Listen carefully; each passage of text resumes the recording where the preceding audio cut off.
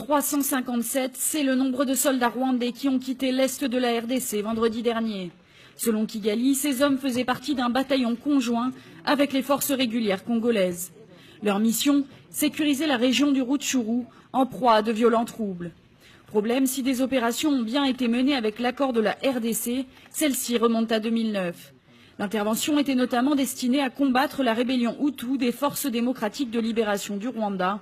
Mais selon Kinshasa, seule une centaine de soldats rwandais avaient été autorisés à venir sur le territoire congolais pour une mission conjointe d'officiers observateurs militaires. Or, ce sont 3 fois plus d'hommes qui en sont partis.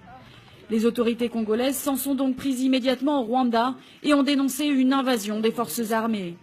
Le gouvernement congolais a de nouveau accusé Kigali de soutenir les rebelles du M23, un groupe armé qui sévit dans l'est du pays depuis le mois de mai. Des allégations que réfutent les autorités rwandaises, alors que les Nations Unies ont également dénoncé dès le mois de juin des connivences entre Kigali et les rebelles congolais. Qu'importe ce qui a été écrit par les spécialistes de l'ONU et la propagande de la RDC, tout est absolument faux parce que les forces de défense rwandaises opéraient en RDC dans le cadre d'un mécanisme bien connu et elles soutenaient en fait les forces congolaises. Pour les autorités congolaises, Kigali s'est servi de cette opération militaire pour exfiltrer des éléments de soutien aux rebelles, craignant des sanctions de l'ONU. La RDC a récemment demandé au Conseil de sécurité des Nations Unies de prendre des sanctions contre le ministre rwandais de la Défense et 2 hauts responsables militaires pour leur soutien à la mutinerie à l'est du pays. Selon Kinshasa, la publicité rwandaise autour de ce retrait a comme objectif d'entamer la confiance du peuple congolais envers ses dirigeants. Mais le peu d'explications des autorités congolaises sur la présence des forces rwandaises dans l'est du pays alimente la rumeur.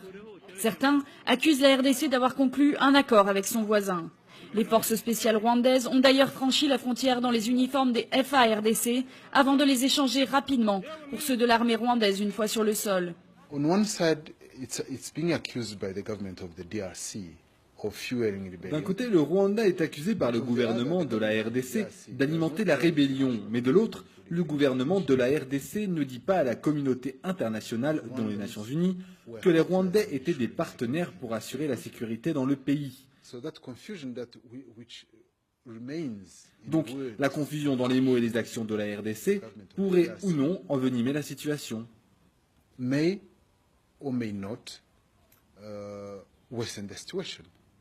L'opposition congolaise s'est en tout cas emparée rapidement du sujet. Lundi, plusieurs partis politiques ont signé une déclaration commune. L'opposition politique congolaise constate que la complicité du pouvoir en place avec les agresseurs est totalement établie, accuse le document. L'opposition a d'ailleurs affirmé vouloir faire comparaître le président de la République, Joseph Kabila, pour haute trahison.